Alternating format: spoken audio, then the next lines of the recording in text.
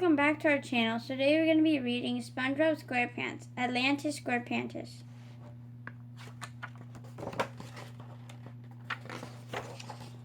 It was a perfect day for blowing bubbles. SpongeBob blew a bubble large and floaty enough to carry him and Patrick high above Bikini Bottom.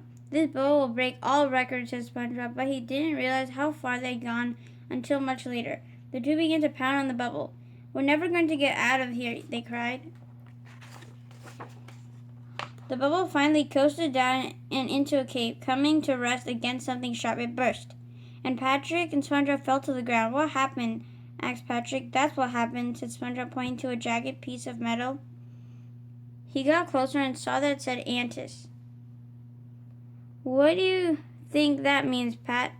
Said Patrick. "Antis, SquarePantis. It probably belonged to your ancestors. You must wear the ancient crest of your ancestors, for it's your birthright." And Patrick stuck the amulet in SpongeBob's hand. SpongeBob and Patrick decided to take it to the Bikini Bottom Museum, where they bumped into Squidward. "Would you two watch where you're—" Squidward started to yell. Then they saw SpongeBob had it in his hand. "What are you doing with the amulet of Atlantis?" he said. He thought they were trying to steal it from the museum. But then Squidward realized that SpongeBob and Patrick had in fact brought the missing half of the Atlantis amulet. "What's an Atlantis omelet?" asked SpongeBob. "Amulet," yelled Squidward. "Not omelet. It's the key to untold riches." At that moment, Mr. Krabs showed up. Did someone say untold riches? Squidward told them about the lost city of Atlantis. For reasons unknown, the great city disappeared one day, and no ruins were ever found. All the inventions you take for granted were given to us by the Atlanteans. As Squidward spoke, SpongeBob found himself staring at a bubble shown on a mural. He pointed out to Patrick. "That's the oldest living bubble," said Squidward. "It lives in Atlantis. It's the most beautiful bubble I've ever seen," said Patrick. Just then Sandy showed up. "What's all the hubbub, boys?" she asked. "These two chowderbrains found the missing half of the amulet of Atlantis," said Squidward. "Well, let's hitch them two doggies up," said Sandy. The group watched as Squidward carefully placed the two pieces together, and they glowed. Suddenly there was a bright beam of light and lots of rumbling. A huge van appeared, crashing through the ceiling of the museum. The amulet began to spin. It rose up and landed in a slot on the front of the van. The doors opened up. "Welcome aboard the sea ship Atlantis," a computerized voice said. "This is a non-stop trip, so please take a seat, relax, and we'll be on our way." The gang coasted deep through the water, and finally they could see Atlantis below. Then they hurtled toward the city and hit the ground, skidding to a stop. They emerged from the van and approached a long staircase. At the bottom was a bell. "Go on, SpongeBob," said Mr. Krabs. "Ring the bell."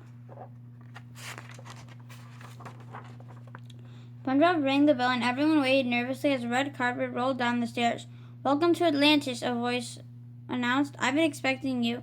With that, someone tumbled down the stairs, arriving at SpongeBob's feet. "Allow me to introduce myself," he said. "I'm the Lord Royal Highness, but my friends call me LRH. "My friends call me SpongeBob," said SpongeBob. "I'm here to see the oldest bubble." Meanwhile, Plankton had stuck aboard the bus after he overheard the group talking about the collection of weapons in Atlantis. LRH happily showed SpongeBob and his friends around the city. "For centuries, we Atlanteans spent our talents and energy building weapons to defend ourselves," he said. "But we gave up the idea of warfare long ago, and now these weapons gather dust behind these locked doors to show what must be done if one wishes to live in harmony with all creatures of this or any world." Next they came upon a room filled with treasure. "Long ago we decided to focus on gathering knowledge instead of wealth," said LRH. The group followed him away from the riches except for Mr. Krabs. Sandy was looking forward to seeing some Atlantean inventions. "Of course," LRH said. "I give you the Atlantean Hall of Science." "Hopping acorns," said Sandy when she saw the room filled with machines. One machine even took objects and turned them into ice cream. Sandy decided to stay behind in the Hall of Science. At the Hall of Art, Squidward couldn't believe his eyes. "The creativity, the artistry," he cried out. "Looks like I'll be inspiring these Atlantean art makers with my beauty. You guys go on ahead." "Excuse me, sir," SpongeBob said to LRH. "Can we see the bubble now?" "Of course you can," said LRH. "But first, please remember that the bubble is more than 1 million years old." SpongeBob and Patrick ran toward the bubble, which was held within a large glass ball. So ancient, so floaty, said SpongeBob admiringly. It's the most beautiful, wrinkled-up, dusty old ball I've ever seen. Like a delicate air raisin, said Patrick. LRH had to get ready for dinner. I'm going to leave you two friendly strangers alone with our most beloved, ancient, fragile Atlantean relic, he said as he walked away. At their excitement, SpongeBob and Patrick pushed against the glass ball and setting it loose. They struggled under its weight, finally setting it straight. The bubble had not burst. That was a close one, buddy, said SpongeBob. We should go before something else happens. Let's get a picture for our scrapbook before we leave, said Patrick. Great idea, Pat, SpongeBob agreed. But it turned out to be anything but a great idea. With a flash from the camera, it made the bubble burst.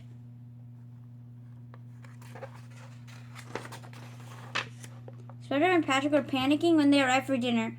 We have to go back to Bikini Bottom now, they said. Why would you want to leave a paradise like this? Squidward asked. Because, said SpongeBob stalling, I miss Gary, and we destroyed your most prized possession, Patrick blurted out. SpongeBob and Patrick were ready for LRH to start yelling at them, but instead LRH simply admitted, that's not the real bubble, it's just a prop for the tourist. He took a small jar with a wrinkled bubble floating inside. This is the real deal, he said proudly. Oh, said SpongeBob and Patrick, relieved and thrilled at the same time. But Patrick took another picture, and the bubble burst. This time, LRH was furious. Some of the royal guard seized the hostile bubble poppers. Let's hightail it out of here, called Sandy. But with the guard chasing them, the PDI gang ran until they crashed into a large tank. Suddenly, a voice from the machine announced, I'm in control of the most powerful weapon in Atlantis. Now bow before the king of Atlantis and prepare to taste my wrath. It was Plankton. He hopped on a button and splurted. Ice cream oozed onto everyone below. Thanks, Plankton, Patrick said between mouthfuls of ice cream. Plankton jumped out of the machine and kicked it, muttering to himself. LRH was delighted. Look, a talking speck, he said. It will make a fantastic replacement for our recently deflated national treasure. As Plankton ranted and raved in the jar, LRH said goodbye to the visitors from Bikini Bottom. He seemed very eager to see them leave. So nice to meet you all, said LRH. Hope you have a safe journey home. Do come back anytime. Thank you for watching. Hope you guys enjoyed Atlantis, SQUAREPANTIS, and stay tuned for more book reads. Take care, guys. Happy holidays, and we'll see you again soon. Goodbye. Bye.